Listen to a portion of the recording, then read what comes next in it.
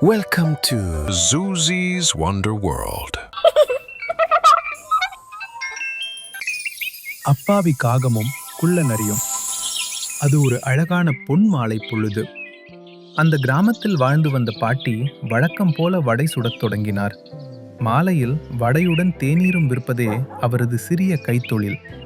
பாட்டி வடை சுடத் தொடங்கியதும் அதன் வாசனை அந்த கிராமம் முழுவதும் கமகமவென மணத்தது.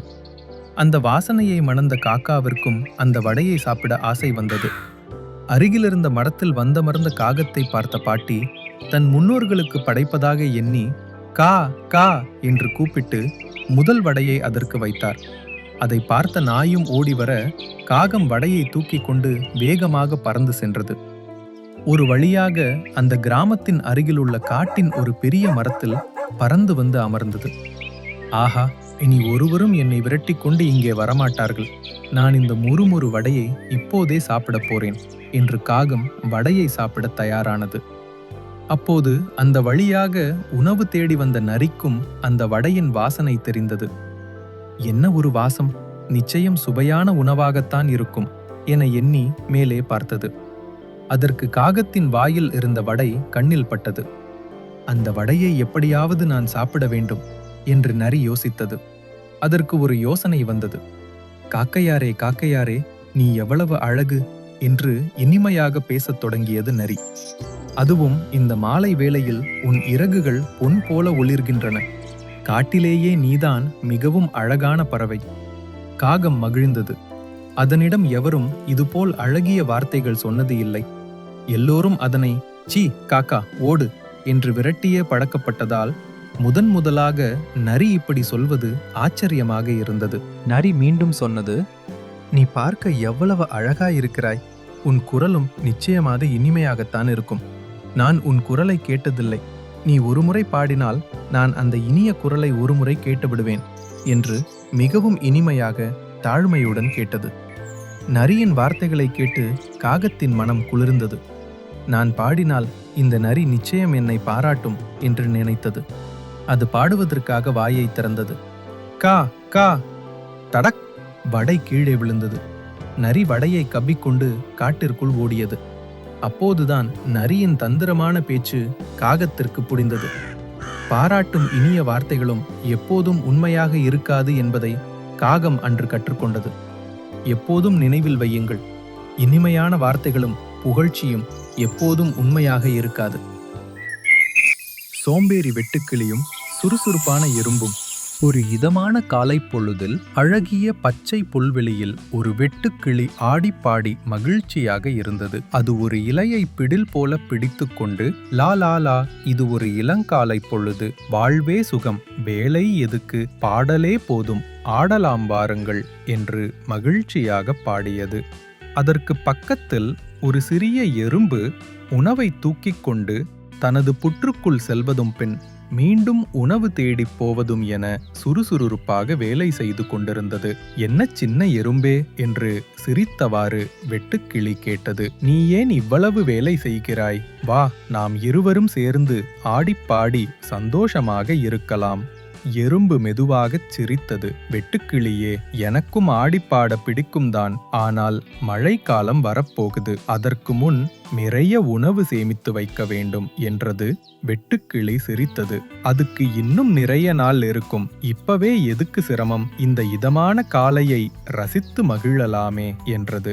ஆனால் எறும்பு நிதானமாகச் சொன்னது, இல்லை வெட்டுக்கிளி, மழை வந்தால் உணவு தேடுவது கடினம். இப்போதே சேர்ப்பது நல்லது. நீயும் வா, நாம் இருவரும் சேர்ந்து தேடலாம். ஆனால் வெட்டுக்கிளி தலையசைத்தது. உனக்கு வாழ்க்கையை ரசிக்க தெரியாது. நீ போ, நான் இந்த இனிய நேரத்தை இன்னும் ரசிக்கப் போகிறேன் என்றது. நாட்கள் ஓடின. வெயில் காலம் முடிந்து காற்று குளிர்ந்து வானம் கருமையாகி மழை பொழியத் தொடங்கியது. பச்சை புல்வெளி இப்போது வெள்ளக்காடானது. வெட்டுக்கிளி நடுங்கிக் கொண்டே, ஐயோ, இவ்வளவு குளிர், எல்லோரும் எங்கே போனார்கள், உணவு எங்கே என்று கவலையடைந்தது. அது கடும் பசியால் வாடியது. மழையிலும் காற்றிலும் வெளியே செல்ல முடியவில்லை. அப்போது அதற்கு எறும்பின் வார்த்தைகள் நினைவுக்கு வந்தது. அந்த எறும்பு என்னை எத்தனை முறை எச்சரித்தது, நான் தான் கேட்கவே இல்லை என்று மனம் வருந்தியது. ஒருவேளை அவனிடம் உதவி கேட்கலாமா என்று எண்ணியது. மழையில் தள்ளாடி தள்ளாடி வெள்ளத்தில் மிதந்து ஒருவாறு எறும்பின் புற்று வீட்டுக்கு சென்றது. அது மெதுவாக கதவை தட்டியது. எறும்பே, நான் தான் வெட்டுக்கிளி, உள்ளே வரலாமா? எறும்பு கதவை திறந்து, ஐயோ, நீ முழுக்க நனைந்து விட்டாயே, உள்ளே வா விரைவாக என்று சொல்லி உள்ளே அழைத்தது. வெட்டுக்கிளி உள்ளே வந்தது. அங்கு இதமான வெப்பம் இருந்தது. எறும்புகள் நகைச்சுவையாக பேசிக்கொண்டும் ஆடி பாடிக்கொண்டும் சேமித்த உணவை உண்டு கொண்டும் சந்தோஷமாக இருந்தன. வெட்டுக்கிளி அதனை வியப்புடன் பார்த்தது. எறும்பு சிரித்தபடி, இதற்காகத்தான் நாங்கள் கோடைக்காலம் முழுதும் உழைத்தோம் என்றது. வெட்டுக்கிளி தலை குனிந்தது. இவர்கள் இவ்வளவு முன்கூட்டியே திட்டமிட்டார்கள். ஆனால் நான் அப்போது என்ன செய்தேன் என்று வருந்தியது. எறும்பு மெதுவாக கூறியது, பரவாயில்லை, இந்த மழைக்காலம் முழுதும் நீ இங்கேயே இரு. ஆனால் வெட்டுக்கிளி தயங்கியது. என்னிடம் உங்களுடன் பகிர எதுவுமில்லையே என்றது. எறும்பு சிரித்தது. உனக்கு ஒரு இனிமையான குரல் இருக்கே, வெளியே போக முடியாத இந்த நாட்களில் நீ பாடி எங்களை மகிழ்விக்கலாம், அதுவே உன் உதவி என்றது. வெட்டுக்கிளி மகிழ்ச்சியாக பாடத் தொடங்கியது. எறும்புகள் சந்தோஷத்தில் ஆடின. காலம் மாறி வசந்த காலம் வந்தது. வெட்டுக்கிளி சோம்பேறியாக இல்லாமல் காலையில் உணவுகளை தேடுவதும் பின் மாலையில் எறும்புகளுடன் ஆடிப்பாடி மகிழ்வதுமாக இருந்தது. காற்றுள்ள போதே தூற்றிக்கொள், இதுதான் வாழ்க்கையின் ரகசியமே. அந்த நாள் முதல் வெட்டுக்கிளியும் எறும்புகள் போல் சுறுசுறுப்பாக வாழ்ந்து வந்தது. எப்போதும் நினைவில் வையுங்கள், படிக்க வேண்டிய நேரத்தில் படித்து விளையாட வேண்டிய நேரத்தில் விளையாடினால் உங்கள் வாழ்க்கை எப்போதும் சந்தோஷமாகவும் பிரகாசமாகவும் இருக்கும். வேகமான முயலும் விவேகமான ஆமையும். அந்த அழகான பசுமையான காட்டில் ஒரு வெள்ளை முயல் வாழ்ந்து வந்தது. அதற்கு அந்த காட்டில் உள்ள மற்ற விலங்குகளை விட வேகமாக ஓடுபவன் தானே என்று தற்பெருமை இருந்தது. ஒவ்வொரு நாளும் அங்குமிங்கும் பாய்ந்து ஓடி தன் வேகத்தை எல்லோருக்கும் பறைசாத்தியது.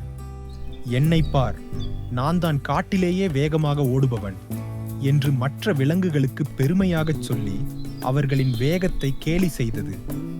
ஒரு நாள் அந்த காட்டின் மிகவும் கெட்டிக்கார மருத்துவரான ஆமை மெதுவாகச் செல்வதை முயல் பார்த்தது. என்ன வைத்தியரே, நீர் எப்போதாவது எங்கேயாவது செல்ல வேண்டிய நேரத்திற்கு போயிருக்கிறீரா என்று சிரித்துக்கொண்டே கேட்டது முயல். ஆமையோ மிகவும் அமைதியாக, நான் மெதுவாகச் சென்றாலும் போக வேண்டிய இடத்திற்கு சரியான நேரத்தில் போய் சேருவேன் என்றது. நம்ப முடியவில்லையே, நான் என் கண்களை மூடிக்கொண்டே உன்னுடன் பந்தயம் ஓடி ஜெயிக்கலாம் என்று சிரித்துக்கொண்டே சொன்னது முயல். அப்படியானால் பந்தயத்தில் ஓடி பார்க்கலாம் என்றது ஆமை. அதை கேட்ட முயல் மிகவும் ஆச்சரியப்பட்டது. என்ன, என்னுடன் ஓட்டப்பந்தயமா என்று முயல் விழுந்து விழுந்து சிரித்தது. ஆனாலும் பந்தயத்திற்கு அது சம்மதித்தது. ஆமையும் முயலும் ஓடும் பந்தய பாதையை அணில் வரைந்தது. போட்டியை காண கொக்குகள், அன்னங்கள் மற்றும் அனைத்து விலங்குகளும் வந்து கூடின. தயார், ஓடுங்கள் என்று அணில் போட்டியை தொடங்கி வைத்தது. முயல் பாய்ந்து மிகவும் வேகமாக ஓடியது. சில நிமிடங்களிலேயே அது கண்படாத தூரத்திற்கு சென்று விட்டது. ஐயோ பாவம் ஆமை என முயல் சிரித்துக்கொண்டே ஓடியது. பாதையில் முயல் ஒரு அழகிய கரட் தோட்டத்தை பார்த்தது. ஒரு சிற்றுண்டி சாப்பிட்டால் என்ன என்று எண்ணியது. கரட்டுகள் சுவையாக இருக்கவே அது நிறைய உண்டது. பிறகு ஒரு மரத்தின் நிழலின் கீழ் சாய்ந்து படுத்துக்கொண்டு, ஆமை, இங்கு வர பல மணி நேரம் ஆகும், கொஞ்சம் நித்திரை கொள்ளலாம் என்று உறங்கிவிட்டது. அதே நேரத்தில் ஆமை மெதுவாக ஆனால் உறுதியுடன் மெல்ல மெல்ல நகர்ந்தது. வழியில் அது மிக அரிய மூலிகைகளையும் பார்த்தது. ஆனால் அது ஒரு நிமிடமும் நின்றுவிடவில்லை. சில நேரத்திற்கு பிறகு தூங்கிக் கொண்டிருந்த முயலை சத்தமில்லாமல் கடந்து முடிவு கோட்டை நோக்கிச் சென்றது. பல மணி நேரங்கள் கழித்து முயல் விழித்து எழுந்தது. ஐயோ, பந்தயம் என்று திகைத்தது. அது மிக வேகமாக ஓடியது. ஆனால் அது முடிவுக்கோட்டை நெருங்கும் முன்பே ஆமை முடிவுக்கோட்டை அடைந்துவிட்டது. வாழ்த்துக்கள் என்று எல்லா விலங்குகளும் உற்சாகமாக கூச்சலிட்டன. ஆனால் ஆமை ஓடி விழுந்து காயமடைந்த முயலிடம் சென்றது. முயலின் காயத்திற்கு மருந்து போட்டது. இப்போதும் வலிக்கிறதா என்று அன்புடன் கேட்டது ஆமை.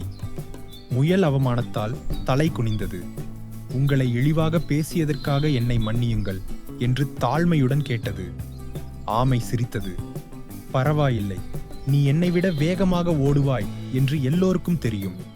ஆனால் நம் இலக்கில் கவனம் சிதையாமல் இருப்பதுதான் மிக முக்கியம் என்றது. அன்றிலிருந்து முயல் ஒருவரையும் கேலி செய்வதில்லை. அது அடிக்கடி ஆமையை சந்தித்து அதற்கு தேவையான மூலிகைகளை தேட உதவி செய்து வந்தது. நினைவில் வையுங்கள், வேகமாகச் செல்வது முக்கியமல்ல. மெதுவாக இருந்தாலும் உங்கள் இலக்கை நோக்கி கவனம் சிதையாமல் செல்வதே முக்கியம். அத்துடன் பிறரை மரியாதையுடன் நடத்துவதையும் மறக்கக்கூடாது. அன்பான புறாவும் நன்றி மறவாத எறும்பும். அந்த அமைதியான நதியின் கரையில் ஒரு சிறிய எறும்பு உணவை தூக்கிக் கொண்டு தனது புற்றுக்குள் செல்வதும் பின் மீண்டும் உணவு தேடிச் செல்வதுமாக சுறுசுறுப்பாக வேலை செய்து கொண்டிருந்தது. மாலை நெருங்கும் வேளையில் எறும்பு சற்று களைத்திருந்தது. அப்போது காற்று பலமாக வீசியதால் அது தவறி நதியில் விழுந்து விட்டது. நீரோ சற்று வேகமாக ஓடிக்கொண்டிருந்தது. எறும்பு கரையை அடைய மிகவும் போராடியது.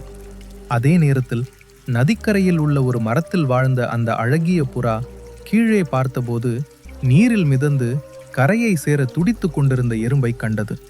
ஒரு நொடியும் வீணாக்காமல் புறா ஒரு பெரிய இலையை பறித்து எறும்பு இருக்கும் இடத்திற்கருகில் நதியில் போட்டது. எறும்பு அந்த இலையை பற்றி கொண்டு மெதுவாக கரை சேர்ந்தது.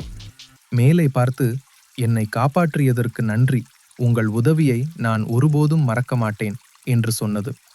புறா அன்பாக தலையை அசைத்தது. நாட்கள் கடந்தது.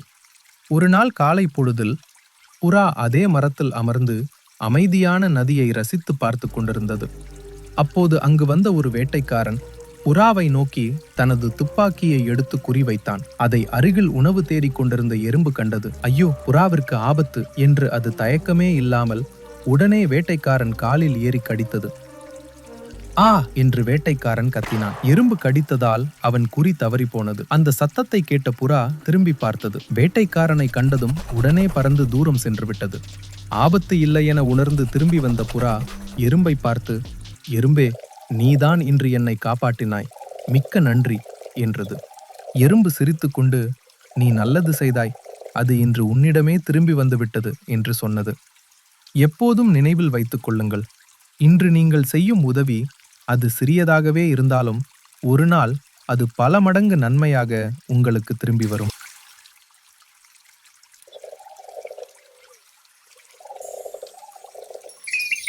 குள்ள நரியும் திராட்சை பழங்களும். அந்த பசுமையான காட்டில் ஒரு நரி வாழ்ந்து வந்தது. ஒரு நாள் மதிய வெயிலில் அந்த நரி இரை தேடி அங்கும் இங்கும் அலைந்து கொண்டிருந்தது. அதற்கு மிகவும் பசி.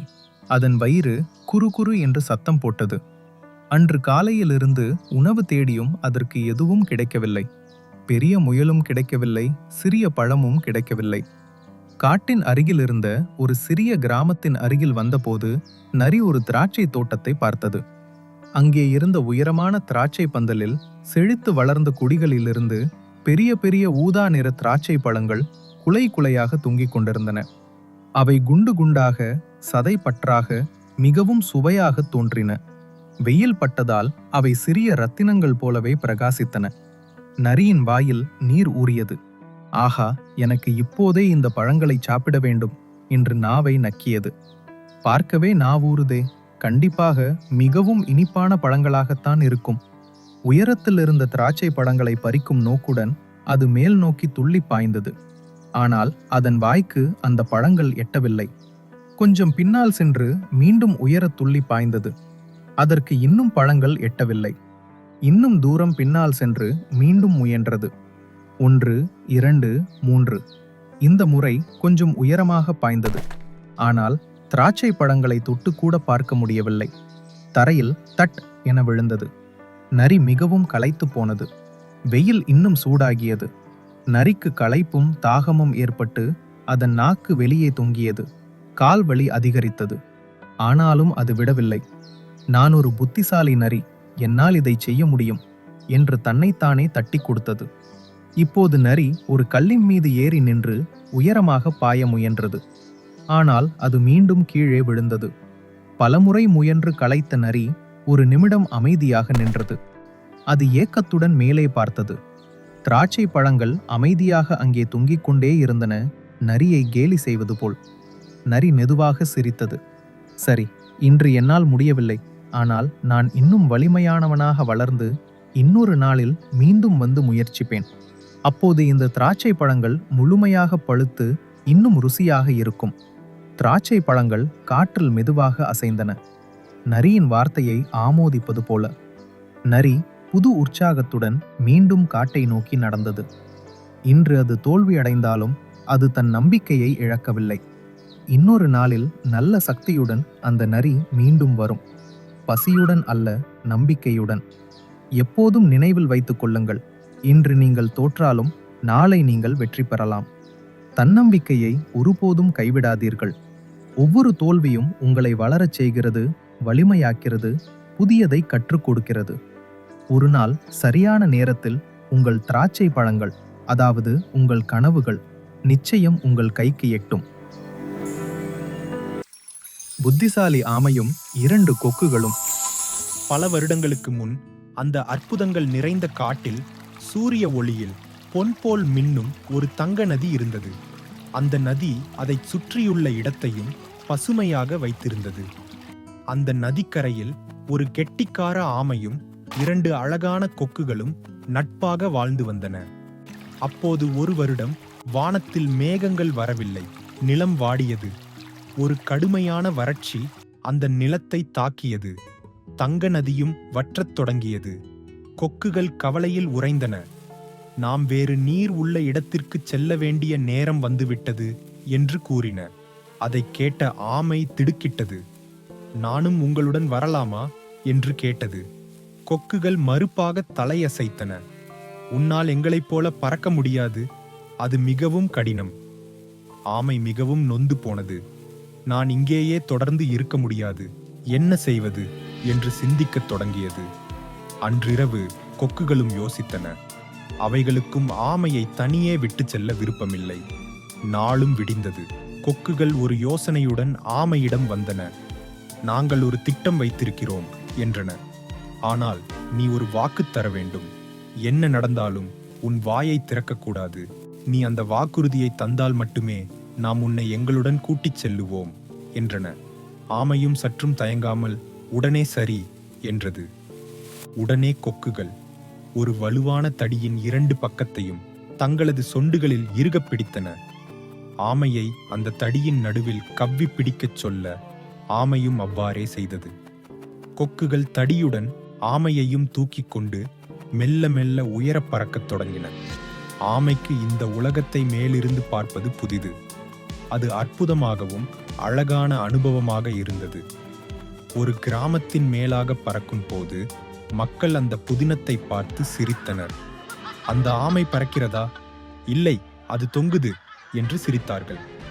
ஆமைக்கு அது மிகவும் அவமானமாக இருந்தது. கோபமும் வந்தது. சிரிக்காதீர்கள் என்று கத்த நினைத்தது. ஆனால் உடனே கொக்குகளுக்கு அது கொடுத்த வாக்கு நினைவிற்கு வந்தது. வாயை திறந்தால் ஏற்படும் ஆபத்தையும் அறிந்தது. நான் வாயை திறக்கக்கூடாது, அது எனக்கு ஆபத்து.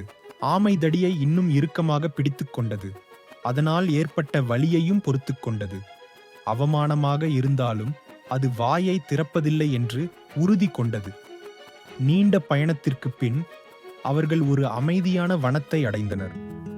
அங்கு ஒரு தண்ணீர் நிறைந்த குளம் இருந்தது.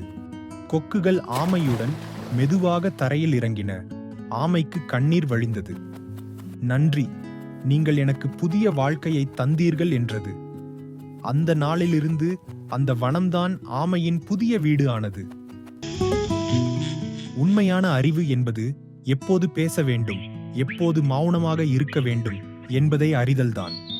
கஷ்டமாக இருந்தாலும் அமைதியாகவும் தைரியமாகவும் இருப்பது உங்களை அற்புதமான இடங்களுக்கு அழைத்துச் செல்லும்.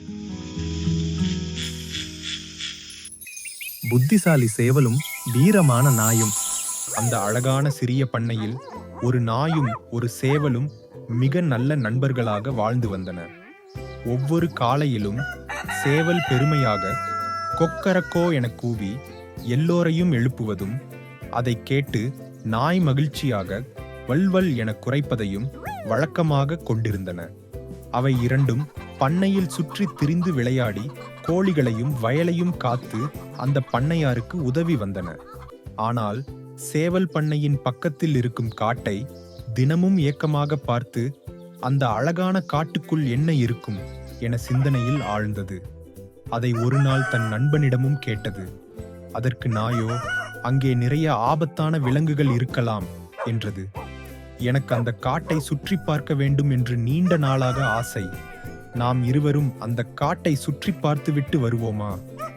இரவுக்கு முன் திரும்பி வரலாம் என்று கேட்டது. நாய் சற்று சிந்தித்தது. நான் இந்த வேலிக்கு வெளியே சென்றதில்லை. ஆனால் நீயோ ஆர்வமாக இருக்கிறாய். சரி, போகலாம் என்றது. ஒரு நாள் அதிகாலையிலே இருவரும் சேர்ந்து அந்த காட்டை நோக்கி தங்கள் பயணத்தை தொடங்கின. அவை இரண்டும் மிக உயர்ந்து வளர்ந்த பச்சை மரங்கள், நீரில் விளையாடும் வாத்துக்கள், கொக்குகள், மெதுவாக செல்லும் பெரிய ஆமை, மரத்தில் பாய்ந்து ஏறும் அணில் மற்றும் துள்ளித் திரியும் முயல்களையும் பார்த்தன. அழகிய பூக்களையும் பறவைகளின் இனிய பாடல்களையும் தேனீக்களையும் ரசித்தன. நாள் முழுதும் பிரகாசித்த சூரியன் மறையத் தொடங்கவே அடர்ந்த காட்டில் சட்டென இருள் சூழ்ந்தது. அடடா, காட்டின் அழகில் நாம் வழி தவறிவிட்டோம் போலிருக்கே. இரவாகிறது, இங்கேயே ஓய்வெடுப்போம் என்று நாய் சொன்னது. சேவலுக்கும் அதே சரி என தோன்றியது. அது ஒரு பெரிய மரத்தின் கிளையில் ஏறி அமர்ந்தது. நாய் அந்த மரத்தின் அடியில் படுத்துக்கொண்டது. காடு அமைதியாக இருந்தது. வானத்தில் மேலே நட்சத்திரங்கள் மின்னின, கீழே மின்மினி பூச்சிகள் மின்னின. அதிகாலையில் வழக்கம் போல சேவல் கொக்கரக்கோ என கூவியது. உடனே தன் தவறை உணர்ந்து கொண்டது. ஆனால் அருகில் இருந்த ஒரு நரிக்கு சேவல் கூவியது கேட்டுவிட்டது. ஆஹா, ஒரு சேவல்! இன்று எனக்கு அருமையான காலை உணவு என்று நரி நினைத்தது. நரி மெதுவாக மரத்தருகே வந்து, அழகான சேவலே, நீ அழகாக பாடுகிறாய். கீழே வா, நான் உனக்கு காட்டை சுற்றி காட்டுகிறேன் என்றது. சேவல் புத்திசாலியாக சிந்தித்தது. சரி, ஆனால் முதலில் என் நண்பனை எழுப்பு. அவனும் நம்மோடு வர விரும்புவான். அவன் மரத்தின் அடியில் தூங்கிக் கொண்டிருக்கிறான் என்றது. நரி மகிழ்ந்தது. 2 காலை உணவா என்று நினைத்து மரத்தருகே நெருங்கியது. அப்பொழுது நாய் திடீரென பாய்ந்து உர்ர் என உருமியது. பயந்த நரி உடனே ஓடிவிட்டது.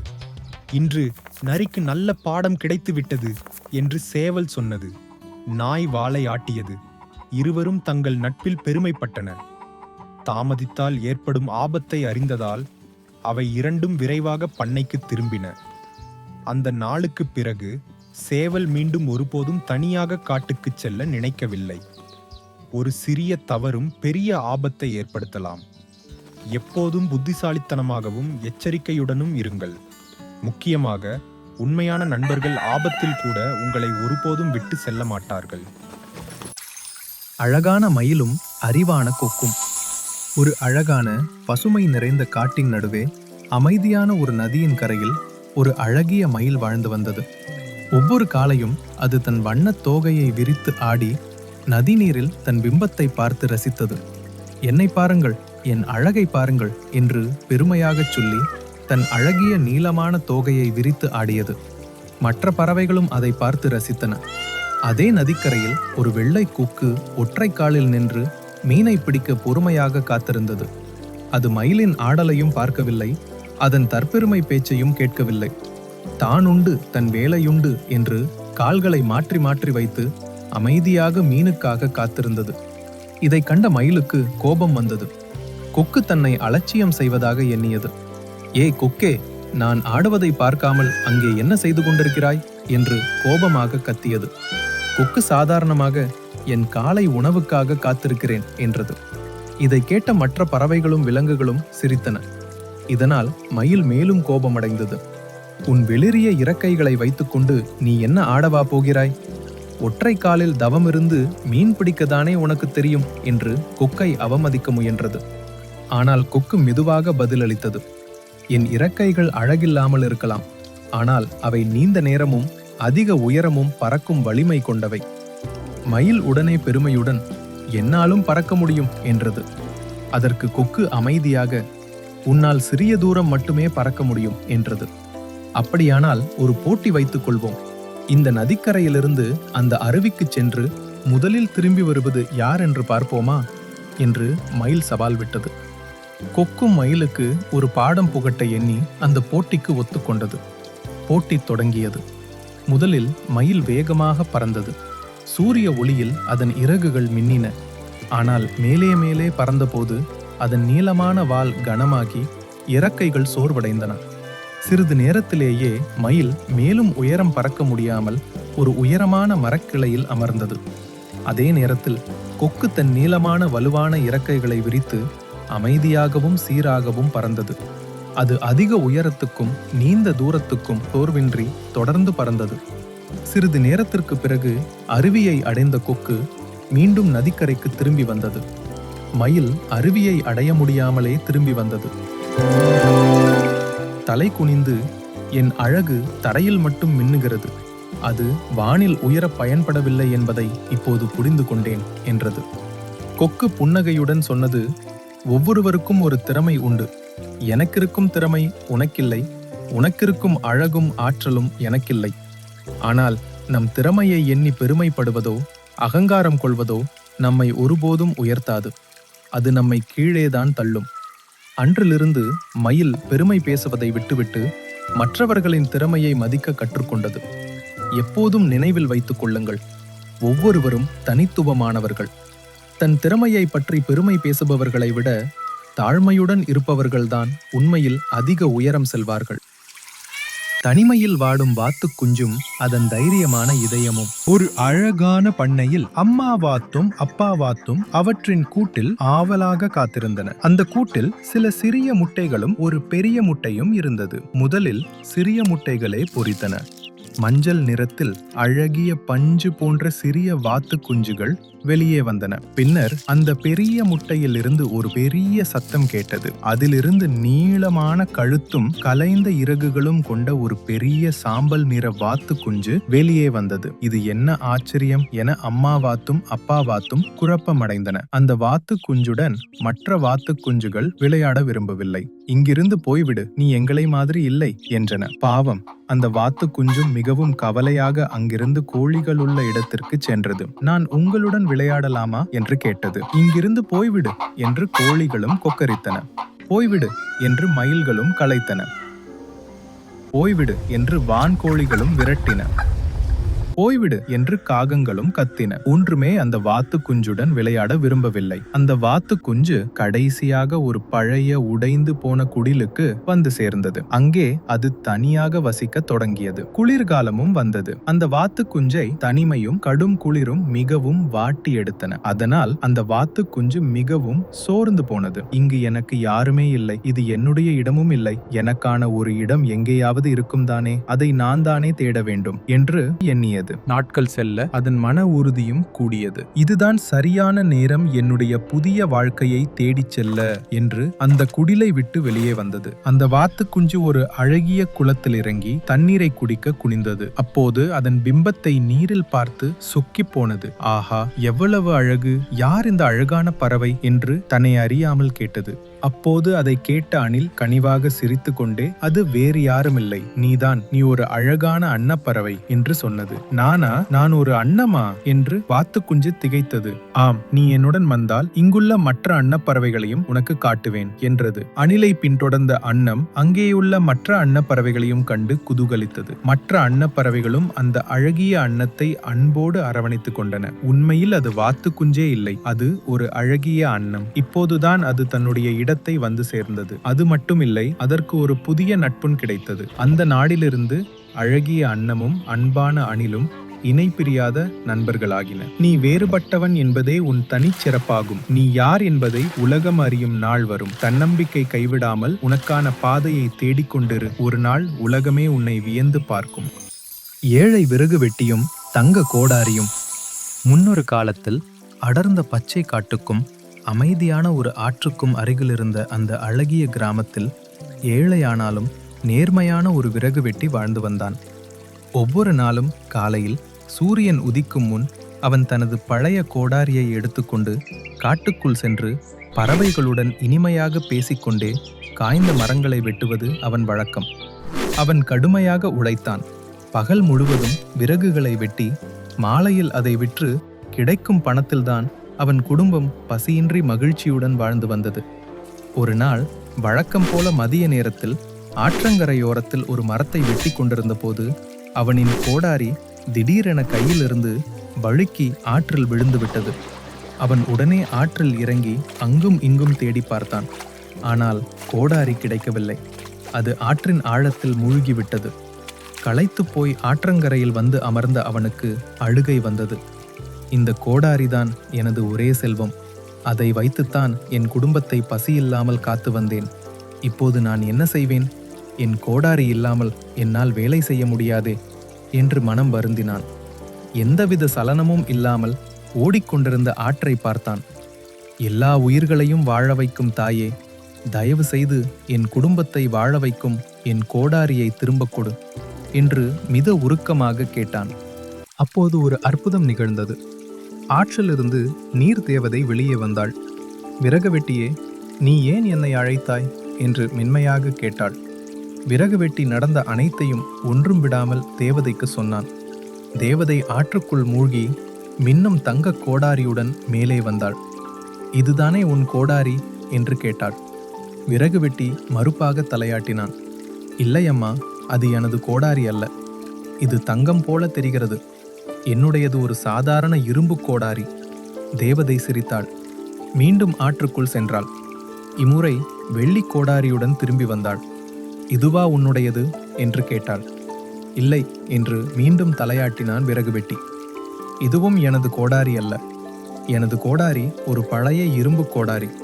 மிகவும் பழையது, ஆனால் மிகவும் கூர்மையானது என்றான். மூன்றாவது முறையாக தேவதை ஆற்றுக்குள் சென்று பழைய இரும்பு கோடாரியை கொண்டு வந்தாள். விறகு வெட்டியின் முகம் மகிழ்ச்சியால் மலர்ந்தது. தாயே, இதுதான் எனது கோடாரி. என்னை வாழ வைக்கும் என் செல்வம், மிக்க நன்றி என்று கூறி கோடாரியை வாங்கி கண்ணில் ஒற்றிக் கொண்டான். தேவதை அன்புடன் சொன்னாள், நீ மிகவும் நேர்மையானவன். உண்மையை சொன்னதற்காக உனக்கு என் பரிசு என்று கூறி மற்ற 2 கோடாரிகளையும் வெள்ளி மற்றும் தங்கம் அவனுக்கு கொடுத்தாள். விறகு வெட்டி மகிழ்ச்சியுடன் நன்றி கூறி வீட்டிற்கு திரும்பினான். அன்றிலிருந்து அவன் சுகமாக வாழ்ந்தான். ஆனால் அவன் ஒருபோதும் ஒரு முக்கியமான விஷயத்தை மறக்கவில்லை. நேர்மை. எப்போதும் நினைவில் கொள்ளுங்கள், நேர்மை தங்கத்தை விட விலை மதிப்பானது. நேர்மை எப்போதும் வெகுமதி தரும்.